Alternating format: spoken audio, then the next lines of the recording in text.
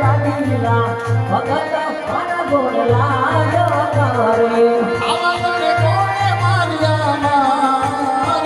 તારે માતારે માધવ છે ના તમે બાજા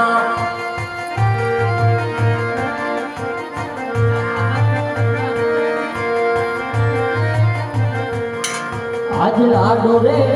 જમલા લાડીલા ને કરો જો સંગેલા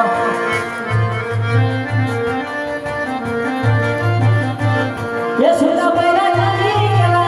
मार जानी मार वाची नामला तू यार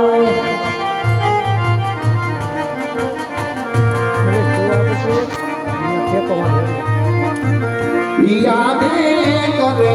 તુમરે માધવ માફ કરો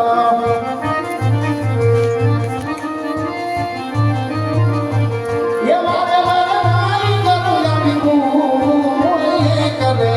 तुमरे कृष्ण माफ કરી દ્યો યાર ભક્ત નામનું નામે સમાન કર્યું છે આવો વનવગડો વેઠી સમુદ્ર વલોની દ્વારિકાના દ્વાર સુધી આવવાનું કોઈ કારણ તો હશે ને ભક્તરામ અરે મારા ઠાકર આપ તો બધું જાણો છો મારા નાથ છતાં આ ભગતની કસોટી કેમ કરો પ્રભુ શા માટે કરો મારા નાથ બધું જાણું છું છતાં તમારા મુખે સાંભળવા માંગુ છું ભક્તરામ હા મારા નાથ આજે મારા મુખે સાંભળવા માંગતા હોય ને તો સાંભળો મારા નાથ આજ તમારો ભગત એક સ્વાર્થ ને પરમાર્થ ને કાજ આજે ને જંગલો જંગલ અને દેવળ દેવળ ભટકવું પડે મારા નાથ આજ મારે ભટકવું પડે છે પ્રભુ એવા તે શું સ્વાર્થ છે શું પરમાર્થ છે જરા કૃષ્ણ કનૈયાને જણાવો ભક્તરામ હા પ્રભુ સ્વાર્થ પરમાર્થની વાતો હોય ને મારા નાથ તો સ્વાર્થ કહેતા આજ હું પાપી પેટે વાંચ્યો છું મારા નાથ આજ મારે ત્યાં એક દીકરો નથી પ્રભુ અને રહી વાત પરમાર્થની મારા ઠાકર 12 ગાવ સુધી બેરવા નામનો રાક્ષસ જહાં પચાવે પ્રભુ તો હે પ્રભુ મારા નાથ આ બેરવાનો તમે કઈક ઉપાય કરો પ્રભુ તમે ઉપાય કરો બરોબર લંકાના દિવસ સુધી આવ્યા છો મારે ખાલી વાત કરતા લ્યો અબરડારીમાંથી પહેલા પુષ્પ આવતું પુષ્પને પાણીઓ પધરાવ સેવાયું નવનો માસ કરો નવનો માસ મારથી મોટા ભાઈ ધોરણામાં આવી આપણો વાંચ્યા ગયો રામ છે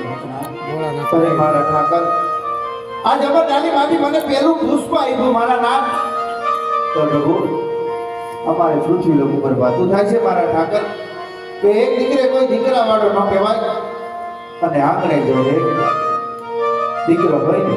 તો એ દીકરા વાળો ન કહેવાય ને 100 રૂપિયા કોઈ રૂપિયા વાળો ન કહેવાય માટે હે દ્વારિકાના અધિપતિ કાળિયા ઠાકર આજ બીજું પુષ્પ મને એવું આપો મારા ઠાકર જે તમારા જેવું હોય અને હે કૃષ્ણ આજ પૂજવા લાયક હોય મારા નાથ પૂજવા લાયક હોય અરે ભગવાન જો મારી ઈચ્છા રાખી બેઠા હોય તો છોડી દેજો કારણ કે સોના મંડેલા સિંહાસન છોડી સોનાની દ્વારિકા છોડી પોકળગઢમાં ક્યારે આવવાનો નથી પણ તમારી સાચી ભક્તિને લીધે